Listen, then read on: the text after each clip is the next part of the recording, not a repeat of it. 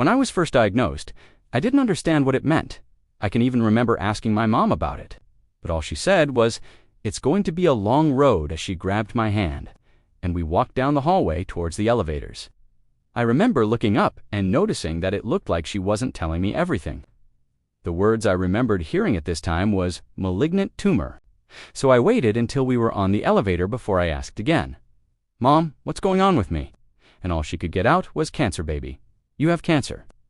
And although I still had no idea what this meant, I had never seen my mom break down after a doctor's appointment, and it was in that moment that I knew this was serious. Because of memory loss, I struggle with dates and times, to say the least. So, with that being said, I'm not sure how long it was from the time of my first awake procedure until I was first placed in the hospital, but it seemed like everything went so fast.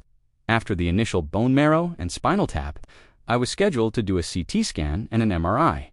Although the CAT scan was short, to me, it was the one I hated the most. I can still picture the lady telling me that I had to drink the liquid, that it tasted like orange juice, and that she would give me a Gatorade to go along with it. Of course, this didn't sound bad, and I didn't know any better, so I didn't even attempt to smell it, shake it, or anything.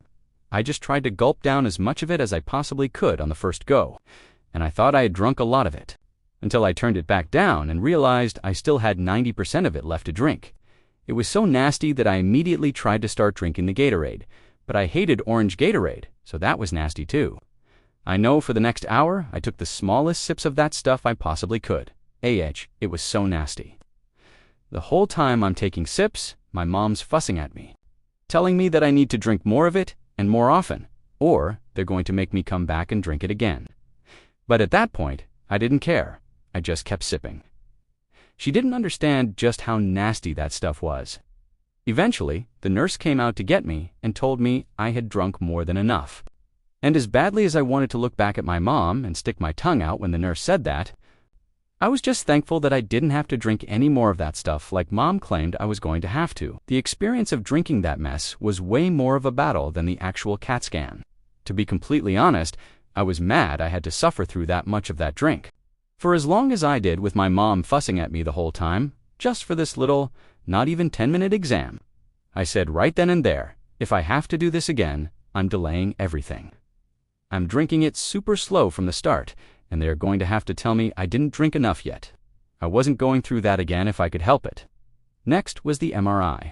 From the way it was described to me at first, I was super nervous, mainly because I was offered to be put to sleep, and because of my dad's impatience, it was shut down before I was even able to state how I felt. As if my say-so meant nothing. I didn't understand how he could even think that way when he literally just had to hold me down as I went through my first bone marrow and spinal tap awake. I cried because clearly how I felt just didn't matter. No trying to calm me down or explain what I was going to experience, just a quick no. I'm not sitting here all day. But anywho, turned out that I actually liked it. Other than having to lay on my back, I thought it was quite peaceful. And to fast forward to my results from both the CT scan and the MRI, it was shown that I had 5 tumors.